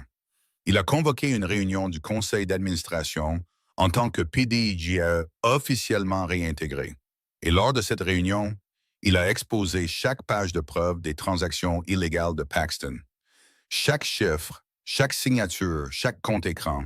Il a présenté le tout sur le ton régulier d'un homme lisant un rapport annuel. Pendant que le visage de Paxton passait du rouge au blanc, puis au gris, le Conseil a voté à l'unanimité pour retirer à Paxton toute autorité. Et le FBI attendait déjà dans le hall avec un mandat d'arrêt. Parce que Joaquin leur avait envoyé le dossier de blanchiment 2 jours plus tôt. Kendra a été chassée du domaine familial des Gallaty le même après-midi. Elle a franchi le portail avec 2 valises et les yeux de quelqu'un démasqué en plein jour. Mais rien de tout ça, ni la société, ni le pouvoir, ni l'argent, n'a fait trembler les mains de Thane alors qu'il retournait au manoir de Lincoln Park cette nuit-là. Parce que ce qui l'effrayait plus que d'affronter Paxton, c'était d'affronter sa fille. Willa était assise sur les marches à l'intérieur de la maison quand il a ouvert la porte et est entré. 15 ans, cheveux bruns, yeux bleus exactement comme les siens. Le même visage que dans ses rêves de caravane. Elle l'a regardé avec une froideur qu'il savait avoir méritée. « Tante Kendra dit que tu es parti parce que tu étais fatigué de cette famille, » a-t-elle dit, la voix plate, sans émotion. Et Thane a reconnu cette voix, car elle ressemblait exactement à celle de Belle quand elle essayait de cacher sa douleur. « Tante Kendra dit que tu ne voulais plus de moi. » Ça l'a frappé comme un couteau dans la poitrine. Parce que chaque mot que Willia prononçait était un mensonge que Kendra avait raconté à sa fille pendant son absence, et il voulait rugir de fureur. Mais il ne l'a pas fait. Au lieu de ça, il a fait quelque chose que l'ancien Thane Gallaty n'aurait jamais fait. Il s'est assis par terre, juste en face de Willa, pour que ses yeux soient au même niveau que les siens. Et il a parlé d'une voix qu'il avait apprise dans cette caravane de Détroit. La voix d'un homme qui savait qu'il avait tort et ne le fuyait pas. « Je ne suis pas parti, Willa. On m'a emmené, et je te raconterai tout. Mais d'abord, je dois te dire que je suis désolé, parce que même avant que ça n'arrive, je n'étais pas assez là pour toi. Et c'était de ma faute, pas celle de quelqu'un d'autre. » Willa a regardé son père, par terre devant elle. L'homme dont elle se souvenait comme étant toujours au-dessus, toujours occupé, toujours derrière une porte fermée. Maintenant assis sur le sol, la regardant avec les yeux humides. Elle a vu des callosités sur ses mains qui n'étaient pas là avant. Elle a vu la nouvelle cicatrice sur son front. Elle a compris que quoi qu'il se soit passé, son père avait traversé un endroit qui l'avait changé. Et pour la première fois en 3 ans, elle a pleuré. Pas de colère, mais de soulagement. Elle a glissé de la marche et a enroulé ses bras autour de lui. Et Thane a serré sa fille si fort qu'il a eu peur de la briser. Mais Willa n'a pas lâché, et lui non plus. Et le père et la fille sont restés assis sur le sol du manoir de Lincoln Park, se tenant l'un l'autre et pleurant en silence pour tous les jours qu'ils avaient perdus. 1 semaine après avoir tout repris à Chicago, Thane a conduit Willa à Détroit. Elle le lui demandait tous les jours depuis la nuit où son père s'était assis par terre et lui avait parlé de la femme et de la petite fille qu'il avait sauvée. Willa voulait les rencontrer. Et Thane savait qu'il ne pouvait pas continuer à raconter l'histoire sans laisser sa fille voir de ses propres yeux le monde qui lui avait appris à être humain. Willa était assise sur le siège passager, regardant par la fenêtre de la Mercedes pendant tout le trajet. Et à mesure que le paysage passait des lumières vives de l'autoroute au chemin de terre fissuré, puis aux rangées de caravanes rouillées au bord d'une décharge industrielle, son expression est passée de la curiosité à l'inquiétude, puis au choc.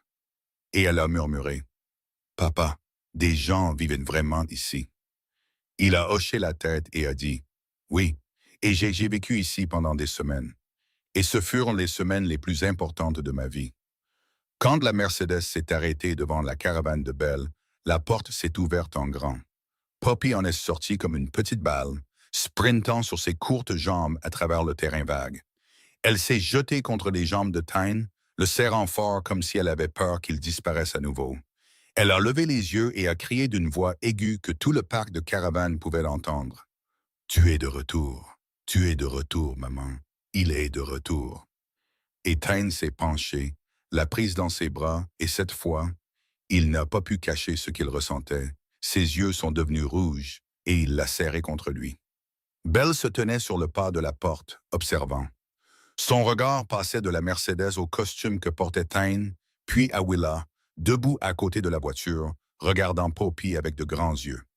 Et Belle a compris que l'homme en face d'elle maintenant n'était pas celui qui réparait les tuyaux dans sa caravane. C'était Thane Gallaty, le patron de Chicago, de retour sur son trône. Elle a hoché la tête en guise de salutation, avec la froideur qu'elle portait comme une armure, et les a invités à entrer. Thane a présenté Willa et a dit « Voici Belle et Poppy, les deux personnes à qui je dois la vie. » Puis il a regardé Belle et a dit « Voici Willa, ma fille. » Les deux filles se sont regardées. Willa avait 15 ans, portait un haut de créateur, des baskets à 300 $, les cheveux bruns coupés dans le salon le plus cher de Chicago. Poppy avait 4 ans, pieds nus dans un vieux T-shirt délavé, des boucles en désordre, souriant comme si le monde entier lui appartenait. Poppy a regardé Willa et a dit « Tu es si jolie. Tu veux voir le chat errant de Poppy? » Et elle a attrapé la main de Willa et l'a tiré dehors sans attendre de réponse. Willa s'est laissée entraîner par cette petite main avant de pouvoir réagir. Elle a regardé son père avec une expression mi-alarmée, mi-ravie. Ce soir-là, Belle a préparé des macaronis au fromage de la boîte la moins chère du magasin à $1. Willa était assise sur une vieille chaise en plastique dans la caravane exiguë, regardant les pâtes jaunes dans son assiette. Puis, en regardant Poppy manger joyeusement, et en regardant Thane manger avec une sorte de gratitude qu'elle n'avait jamais vue en lui auparavant, elle a levé sa fourchette. Elle a pris la première bouchée et a réalisé que les macaronis au fromage dans une caravane au bord d'une décharge avaient une saveur que le restaurant italien le plus cher de Chicago n'avait pas. Peut-être le goût d'être reconnaissante pour la nourriture pour la première fois. Après le dîner, pendant que Willa et Poppy étaient assises sur les marches de la caravane à regarder les étoiles, Thane a dit à Belle dans la cuisine qu'il voulait l'emmener, elle et Poppy, à Chicago. Offrir à Poppy les meilleurs médecins, permettre à Belle de reprendre ses études, leur donner à toutes les deux une vie décente. Et il l'a dit avec la voix d'un homme qui résolvait les problèmes avec de l'argent. Belle a posé la casserole qu'elle lavait dans l'évier et s'est tournée vers lui. Sa voix n'était pas forte mais tranchante comme du verre brisé à la décharge. « Je ne suis pas un chien que tu as ramassé pour le garder, Thane. Je ne t'ai pas sauvé pour que tu me rembourses avec de l'argent. Si tu veux aider, ne m'aide pas moi. Va réparer le système qui oblige les gens à fouiller dans les ordures pour survivre. Répare le système où une enfant de 4 ans asthmatique n'a pas d'assurance parce que sa mère est trop pauvre. Si tu peux réparer ça, alors tu pourras appeler ça de l'aide. » Thane est resté immobile, car personne n'avait jamais refusé son argent comme ça. Personne ne l'avait regardé comme si son argent était une insulte. Et il a réalisé qu'elle avait raison. Et cette justesse faisait plus mal que n'importe quel coup de poing. Mais avant qu'il ne puisse répondre, Willa est entrée en courant, le visage blême, et a crié « Papa, Poppy n'arrive plus à respirer !» Et tout s'est effondré en une seule seconde. Belle s'est précipitée dehors et a vu Poppy sur les marches de la caravane. Sa poitrine se soulevait, mais l'air n'entrait pas dans ses poumons. Ses lèvres étaient bleues, ses yeux grands ouverts de terreur. Ce n'était pas une crise d'asthme normale.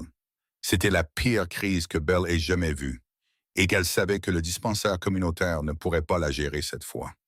Thane a pris Poppy dans ses bras, l'a mise dans la Mercedes et a conduit comme un fou vers le plus grand hôpital de Détroit.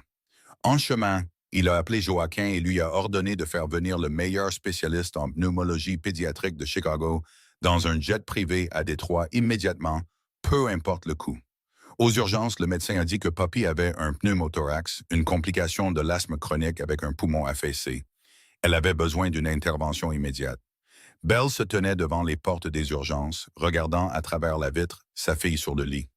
Engloutie par les tubes et les machines, si petite qu'elle disparaissait presque dans les draps blancs. Et pour la première fois, après tout ce qu'elle avait enduré en 27 ans, Belle Lawson s'est effondrée. Elle n'a pas sangloté à voix haute. Elle a tremblé. Tout son corps tremblait comme si ses os se disloquaient, et elle a dit à Tain à côté d'elle d'une voix qu'il n'avait jamais entendue de sa part. La voix de quelqu'un qui avait dépensé chaque once de force et n'avait plus rien pour se tenir debout. J'ai peur, Tain. J'ai peur chaque nuit. Chaque nuit, j'écoute sa respiration et je compte chaque souffle. Parce que j'ai peur qu'une nuit, je compte et que la respiration s'arrête et que je ne puisse rien faire et que je la perde. Et si je la perds, je n'aurai plus aucune raison de respirer. Tain l'a prise dans ses bras, et cette fois, ce n'était pas une main sur son épaule comme au dispensaire. C'était une étreinte qui l'enveloppait complètement. Elle s'est effondrée contre sa poitrine, tremblante. Il l'a tenue avec des mains qui avaient été douces comme celles d'un enfant il y a quelques semaines à peine, mais qui étaient maintenant rugueuses de callosité de la décharge de Détroit. Elle ne l'a pas repoussée. Elle n'a pas reculé. Pour la première fois, Belle Lawson a laissé quelqu'un d'autre la soutenir, car elle ne pouvait plus tenir debout toute seule. Le médecin de Chicago est arrivé à l'aube et l'intervention a réussi. Poppy a surmonté le danger et a dormi paisiblement sous assistance respiratoire. Willa est restée assise à côté du lit, lui tenant la main toute la nuit, refusant de partir. Parce que l'adolescente de 15 ans avait décidé que cet enfant de 4 ans était sa petite sœur, même si personne ne le disait à voix haute. Kendra Gallaty a touché le fond d'un après-midi pluvieux à Détroit, 3 mois après avoir été chassé du domaine familial. Paxton avait été arrêté par le FBI pour blanchiment d'argent la première semaine. Et de prison, il n'a jamais pris la peine de l'appeler une seule fois, parce que pour lui, Kendra n'avait été qu'un outil. Et quand un outil cesse d'être utile, on le jette. Elle a perdu sa maison, son argent, toutes ses relations sociales. Personne à Chicago ne voulait toucher au nom Gallaty après le scandale. Elle a dérivé d'hôtels bon marché en pension, puis en refuge, jusqu'à ce qu'il n'y ait plus aucun endroit qui veuille d'elle.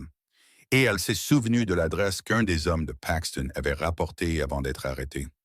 Un parc de caravanes au bord d'une décharge industrielle près de Détroit où Tain Gallaty s'était caché. Et elle y est allée, non par espoir, mais parce qu'il n'y avait nulle part ailleurs où aller. Belle a ouvert la porte de sa caravane à 9 heures du soir. Elle a vu une femme debout sous la pluie, de longs cheveux noirs plaqués sur son visage, des vêtements trempés. Un sac à main de créateur à la main, usé et déchiré, les yeux rouges et gonflés d'avoir pleuré. Belle l'a reconnu instantanément, car ce visage était gravé dans son esprit depuis le jour où elle avait lu le journal. La femme en robe rouge à côté de Tain sur la photo. Kendra, le membre de la famille dont la lâcheté et le silence avaient permis que l'homme que Belle aimait soit trahi et laissé pour mort dans une décharge. Belle est restée sur le pas de la porte et a attendu que la colère explose. Mais elle n'est pas venue. Au lieu de ça, elle a regardé la femme tremblante et trempée devant elle et a vu quelque chose de terriblement familier. Elle s'est vue elle-même. Si la vie l'avait poussée sur un chemin différent, si elle avait choisi l'argent plutôt que Poppy, si elle avait choisi un homme plutôt que de se débrouiller seule. Kendra était une version de Belle à un autre carrefour de la vie, et cette prise de conscience ne l'a pas fait plaindre Kendra. Elle l'a fait comprendre.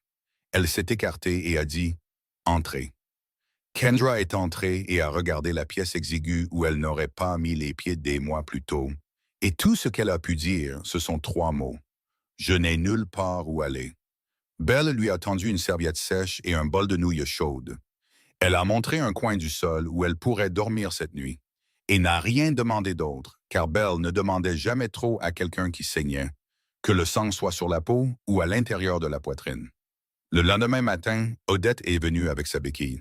Elle a vu Kendra recroquevillée dans le coin et n'a pas pris la peine de la saluer. Elle a dit sèchement que personne ne mangeait gratuitement ici. « Si tu veux rester, tu travailles. Commence par laver toute la vaisselle dans cet évier. Puis passe la serpillière. Puis étendre le linge sur la corde. » Et elle l'a dit avec la voix d'un sergent assignant des tâches à une nouvelle recrue. Pas de place pour la négociation. Kendra a regardé la pile de vaisselle sale et ses mains ont tremblé, car ses mains n'avaient jamais lavé une assiette de sa vie. Elles étaient habituées à tenir des flûtes de champagne et à signer des chèques. Mais elle s'est approchée de l'évier, car elle n'avait pas d'autre choix. Dans les jours qui ont suivi, Odette a brisé la fierté de Kendra, morceau par le travail, frotter les sols, étendre les vêtements, arracher les mauvaises herbes, transporter les ordures. Chaque fois que Kendra se plaignait, Odette la regardait simplement et disait « Si tu ne travailles pas, tu ne manges pas. » C'était simple, c'était brutal, et ça a marché car la faim était le meilleur professeur. Thine est venu au parc de Caravan 2 semaines plus tard pour voir Belle et Poppy. Il descendait toujours de Chicago chaque week-end. Et quand il est entré et a vu Kendra à genoux, en train de passer la serpillière, son visage s'est raidi. Sa mâchoire s'est crispée, ses yeux se sont transformés en ces mêmes abîmes noirs et froids que Belle avait vus le jour où il s'était souvenu de tout dans cette caravane. Il s'est tourné vers Belle et a dit d'une voix contrôlée, tranchante comme une lame. Tu laisses la femme qui a essayé de me tuer rester dans ta maison, juste à côté de Poppy.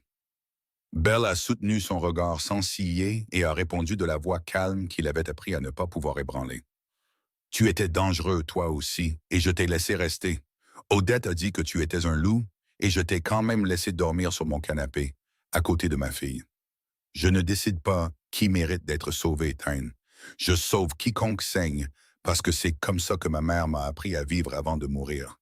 Et je ne changerai pas ça parce que tu es en colère. Tyne est resté immobile, sa rage se heurtant au mur de sa droiture et se brisant.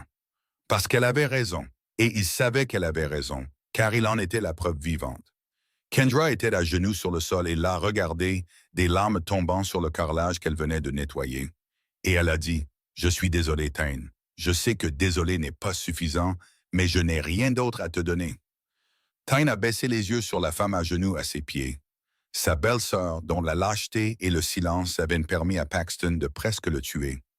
Et bien qu'elle ne soit pas celle qui a appuyé sur la gâchette, il avait encore du mal à trouver une raison de lui pardonner. Parce que certaines choses ne peuvent pas être pardonnées avec une phrase. Mais il ne s'est pas vengé non plus. Parce qu'il avait appris dans cette caravane que la vengeance était un luxe pour les gens qui ne comprenaient pas le prix de la pitié. Il a parlé d'une voix froide qui n'était pas cruelle. « Vise, Kendra. Vise comme un être humain. C'est la punition la plus dure que je puisse te donner. Parce que mourir est facile. Vivre et changer, c'est la partie difficile. » Puis il s'est détourné, a pris Poppy dans ses bras et est sorti sur les marches sans se retourner. Dans les semaines qui ont suivi, Kendra a changé, lentement et douloureusement, comme un serpent qui mue. Ses mains sont passées de douces à boursouflées, puis colleuses, puis se sont habituées au travail. Elle a découvert qu'elle avait un don pour l'organisation et la planification quand Odette l'a mise en charge de la vente des légumes du petit jardin au marché aux puces. Et elle a commencé à aider les femmes du parc de Caravan à organiser des fêtes d'anniversaire pour leurs enfants avec des fournitures bon marché arrangées si joliment que les gens regardaient avec incrédulité. La communauté est passée de la méfiance à l'acceptation, l'appelant Miss Kay. Ils venaient de la voir chaque fois qu'ils avaient besoin de décoration ou d'aide pour organiser quelque chose.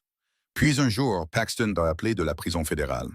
Il a réussi à obtenir le numéro de la cabine téléphonique près du parc de Caravan et a utilisé un intermédiaire pour dire à Kendra de le rejoindre et de prendre le combiné.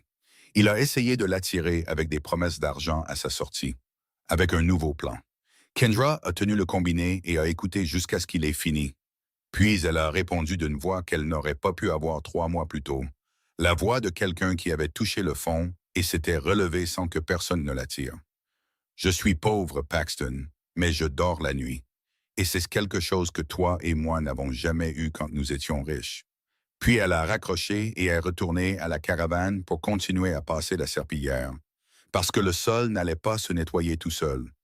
Dans les mois qui ont suivi, Thane a restructuré Gallaty Holding de l'intérieur, comme un chirurgien qui dissèque un corps malade pour enlever chaque tumeur. Il a fermé les sociétés écrans que Paxton avait créées et coupé tous les canaux de blanchiment. Il a licencié les personnes fidèles de Paxton et les a remplacées par les opérateurs de confiance de Joaquin. Et il a sorti l'Empire de l'Ombre pour le mettre à la lumière, lentement. Non pas parce qu'il était soudainement devenu un homme bon, mais parce qu'il avait vu les mains cicatrisées d'une femme fouillant les ordures pour nourrir son enfant. Et il ne voulait plus faire partie du système qui l'avait poussé dans cette décharge. Mais ce qui a le plus stupéfié le parc de Caravan, ce n'était pas la tour de verre à Chicago. C'était la petite clinique qui s'est élevée sur le terrain vague à côté de la caravane de Belle. Thine l'a fait construire avec son argent personnel, pas les fonds de l'entreprise. Et il n'a pas mis son nom dessus. Il a demandé à Belle comment elle voulait l'appeler, et elle a dit qu'elle ne lui donnait pas encore de nom. Elle déciderait plus tard, car elle était occupée à étudier. Belle s'était inscrite au programme de soins infirmières de l'Université Wayne State à Détroit, grâce à une bourse pour les mères célibataires à faible revenu, avec un soutien supplémentaire que Thane a discrètement arrangé via un fonds de charité pour qu'elle ne sache pas d'où venait l'argent, parce qu'il comprenait que si elle le savait, elle refuserait. Elle étudiait le jour, gérait la clinique l'après-midi et rentrait le soir pour cuisiner pour Poppy. Odette s'était suffisamment remise pour garder Poppy pendant que Belle allait en cours, et leur vie suivait un emploi du temps serré sans aucune minute de perdu. Willa prenait le bus Greyhound de Chicago à Détroit à chaque vacances scolaires sans que son père ne la conduise, parce qu'elle voulait y aller seule. Et chaque fois qu'elle arrivait, elle portait une valise de livres pour Poppy. Elle s'asseyait sur le sol de la caravane et apprenait l'alphabet à Poppy, une lettre à la fois. Et Poppy apprenait à Willa en retour comment attraper des grillons, comment sentir la direction du vent, comment créer de la joie avec un crayon émoussé au dos d'un prospectus. Les deux filles échangeaient leur monde comme des cadeaux, et chacune en ressortait plus riche après chaque visite. Une fois, dans son école privée à Chicago, une camarade de classe a demandé à Willa pourquoi elle continuait d'aller à Détroit, qui elle allait visiter dans ce bidonville.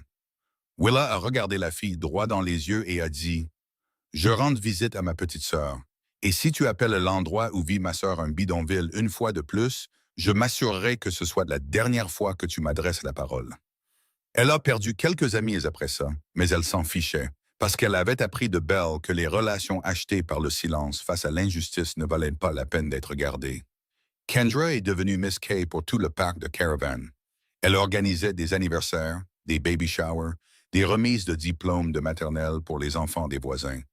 Avec un budget quasi nul, mais elle les rendait si beaux que les gens prenaient des photos et les publiaient en ligne. Et bientôt, des familles d'autres quartiers ont commencé à l'engager. Elle a gagné de l'argent de ses propres mains pour la première fois de sa vie. Et ce sentiment lui a fait comprendre pourquoi Belle n'acceptait jamais d'argent de personne. Thine conduisait de Chicago à Détroit tous les vendredis soirs et revenait tous les lundis matins. Il dînait dans la caravane exiguë avec Belle et Poppy, même s'il aurait pu réserver une table dans n'importe quel restaurant en Amérique.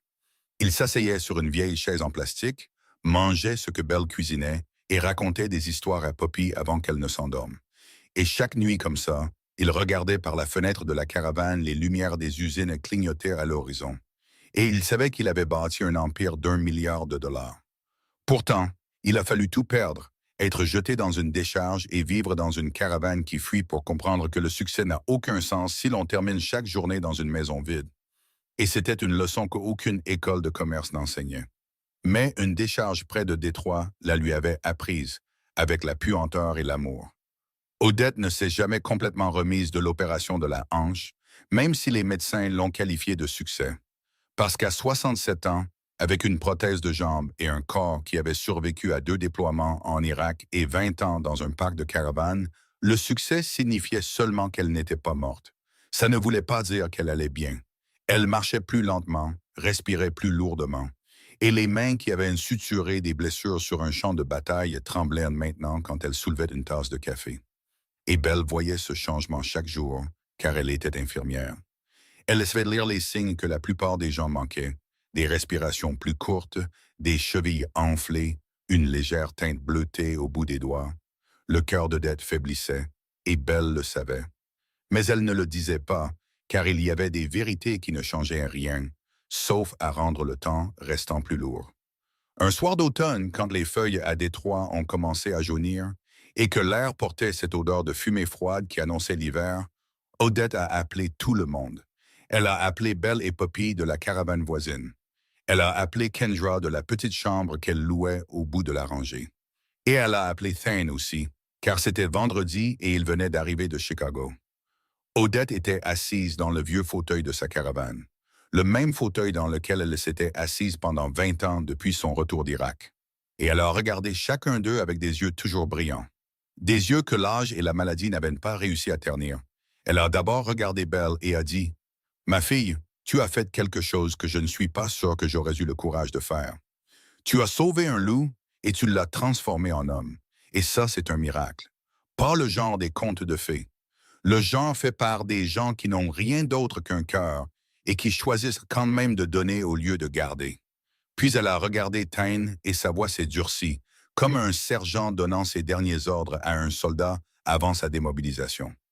Et toi, mon garçon, n'oublie jamais l'odeur des ordures, parce que c'est là que tu as appris qui tu étais vraiment. Tu peux retourner et porter des costumes et t'asseoir dans des fauteuils en cuir, mais si tu oublies l'odeur des ordures, tu oublieras la leçon. Et je ne pardonne pas aux gens qui gâchent une leçon. Puis elle a fait signe à Poppy de s'approcher, et l'enfant a grimpé sur ses genoux. Et même faible, Odette la tenait avec des bras qui avaient encore assez de force. Elle a dit, tu es la lumière dans la décharge, ma petite. Tu es née dans l'endroit le plus sombre, mais tu brilles le plus fort. Et ne laisse jamais personne te dire que d'où tu viens est plus important que là où tu vas. Poppy a enroulé ses bras autour du cou d'Odette et a dit, ne sois pas triste, mamie, je t'aime. Et Odette a souri, le dernier sourire dont chaque personne dans cette pièce se souviendrait. Beau de la manière dont seules des personnes qui ont vraiment vécu peuvent sourire. Cette nuit-là, Odette s'est endormie dans sa caravane et ne s'est pas réveillée. Elle est partie dans un sommeil paisible, le sourire encore sur ses lèvres. Et c'est Belle qui l'a trouvée à l'aube quand elle lui a apporté son café comme chaque matin. Elle a posé la tasse sur la table et s'est assise à côté d'elle pendant un long moment, tenant de la main qui était devenue froide. Et elle n'a pas pleuré à ce moment-là, car le chagrin était trop grand pour la quitter d'un seul coup. Il s'échapperait lentement, au fil des mois, des années. Les funérailles d'Odette ont attiré une foule plus grande que quiconque dans le parc de Caravan n'aurait pu l'imaginer. Les voisins du parc de Caravan sont venus dans leurs vêtements les plus propres. Les hommes d'affaires de Chicago invités se tenaient en costume noir à côté d'ouvriers en chemise de flanelle usée. Les copains vétérans d'Odette d'Irak sont venus en uniforme, saluant une dernière fois au-dessus du cercueil. Et personne ne pouvait dire qui était riche et qui était pauvre, car les larmes étaient les mêmes sur tous les visages. Belle s'est tenue près du cercueil et a lu l'éloge funèbre d'une voix tremblante qui ne s'est jamais brisée. Elle a dit qu'Odette n'avait laissé d'argent à personne car elle n'en avait pas à laisser. Mais elle a laissé quelque chose de bien plus précieux que l'argent. Elle leur a laissé à tous une façon de voir les gens. Non pas par les vêtements qu'ils portaient ou les voitures qu'ils conduisaient, mais par ce qu'ils faisaient quand personne ne regardait. Et Odette avait vécu exactement comme elle l'avait enseigné, jusqu'à son dernier souffle. Tyne se tenait derrière elle, tenant Poppy pendant que l'enfant pleurait sur son épaule. Il a regardé le cercueil drapé du drapeau et a su que la femme à l'intérieur l'avait sauvé autant que Belle, parce qu'Odette était celle qui avait permis à Belle de le sauver cette première nuit, même en sachant qu'il était un loup. La semaine suivante, Belle a accroché une nouvelle plaque sur la clinique, les mains d'Odette, parce que ses mains avaient suturé des blessures sous le feu, suturé la plaie sur la tête de Tyne dans une caravane. Tenu la main de Poppy pendant qu'elle faisait ses premiers pas sur le sol de la décharge. Et maintenant, ses mains continueraient de guérir à travers la clinique qui portait son nom. Aussi longtemps que quelqu'un aurait encore besoin d'être guéri, dans un endroit que le monde avait oublié.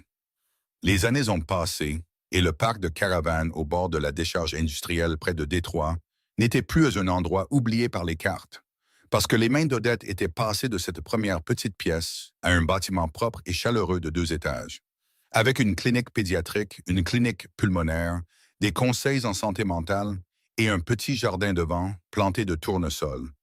Parce que Poppy disait que c'étaient les fleurs préférées d'Odette, même si personne ne savait vraiment quelles fleurs Odette aimait. Mais Poppy le croyait et personne ne voulait lui dire le contraire. Poppy était maintenant une adolescente, plus grande que sa mère d'une bonne tête. Ses poumons étaient forts après des années de traitement appropriés.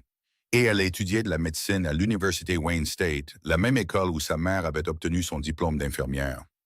Poppy disait qu'elle voulait devenir pneumologue pédiatrique, parce qu'elle ne voulait qu'aucun enfant n'ait jamais à s'asseoir dans une salle de bain pleine de vapeur à 2 heures du matin, juste parce qu'une mère ne pouvait pas se payer un inhalateur. Willa a obtenu un diplôme en architecture. Au lieu de travailler pour des entreprises qui conçoivent des manoirs d'1 million de dollars, elle a choisi le logement social pour les communautés à faible revenu. Son premier projet a été de réaménager le vieux parc de Caravan en une communauté de logements compacts et propres, avec un loyer que les travailleurs pouvaient réellement payer. Et dans ses plans, chaque maison avait une grande fenêtre, car elle disait que tout le monde méritait assez de lumière.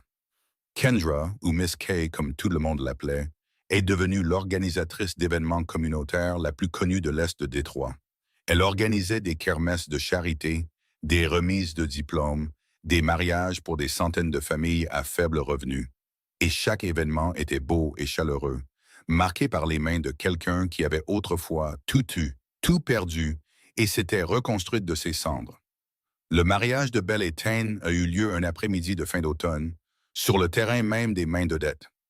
Pas le mariage à 1 million de dollars que Tane aurait pu organiser, mais le mariage que Belle voulait.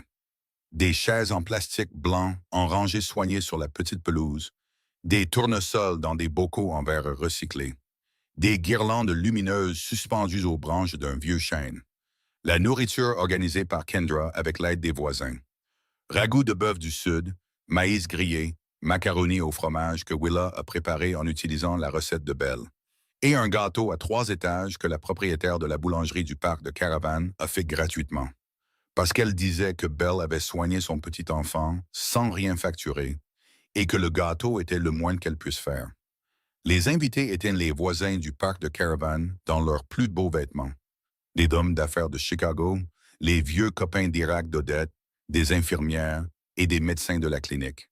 Et Joaquin Herrera au premier rang, s'essuyant les yeux avec un mouchoir soigneusement plié. Kendra était assise tout au fond. Elle portait une robe simple qu'elle avait achetée avec l'argent qu'elle avait gagné elle-même. Et elle pleurait doucement, non pas de tristesse, mais parce qu'elle regardait la preuve vivante que les gens pouvaient changer et être pardonnés. Non pas par des mots, mais par le temps et les actions. Thine a accompagné Belle jusqu'à l'hôtel sous une arche que Willa avait construite avec du bois de récupération. Il portait un costume, mais pas de chaussures, parce que Belle lui avait dit que s'il l'épousait, il l'épouserait sur la terre, pas sur du marbre. Thine a marché pieds nus dans l'herbe, et cela lui a semblé plus juste que toutes les fois où il avait marché avec des chaussures à 1 000 $ sur le sol d'un manoir. Devant tout le monde, Thine a parlé d'une voix que personne à Chicago n'aurait reconnue, parce qu'elle n'était ni froide ni contrôlée. Elle tremblait et elle était réelle. Il y a des années, je suis arrivé dans cet endroit brisé sans mémoire. Une femme et sa fille m'ont ramassé dans une décharge et m'ont reconstruit. Je ne le méritais pas à l'époque, mais j'ai passé chaque jour depuis à essayer de devenir quelqu'un qui le mérite. Et aujourd'hui, je lui demande de me donner toute une vie pour continuer à essayer. Belle n'a pas dit un mot.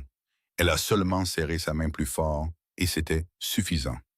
Après le mariage, quand les invités étaient partis et que les guirlandes lumineuses brillaient encore sur les branches du chêne, Poppy a pris la main de Thine. Elle l'a conduit derrière la clinique, là où l'ancienne décharge industrielle avait été fermée et transformée en un parc verdoyant. Un projet financé par Thine et conçu par Willa. L'herbe poussait épaisse sur ce qui avait été autrefois des montagnes de déchets et des bancs de pierre étaient installés sous de jeunes arbres.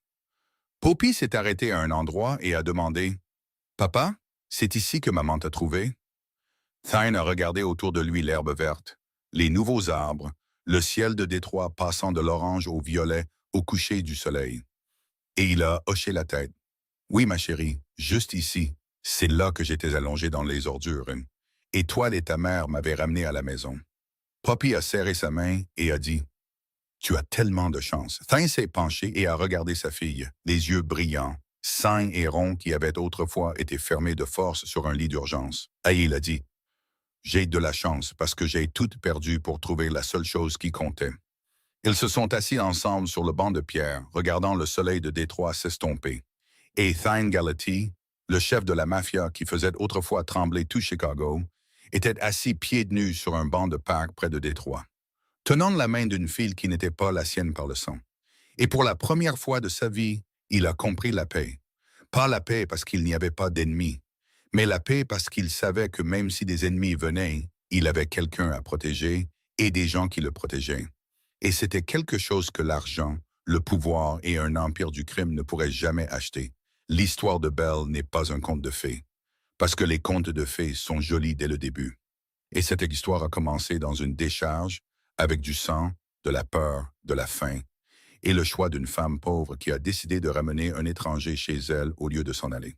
La leçon de cette histoire n'est pas que les riches ont besoin des pauvres pour les sauver, ou que les pauvres ont besoin des riches pour les secourir. C'est que nous avons tous besoin les uns des autres. Et le véritable amour ne demande jamais ce que vous avez dans votre poche avant de décider d'aider. Un véritable héritage, ce n'est pas de l'argent en banque. C'est l'amour transformé en action chaque jour.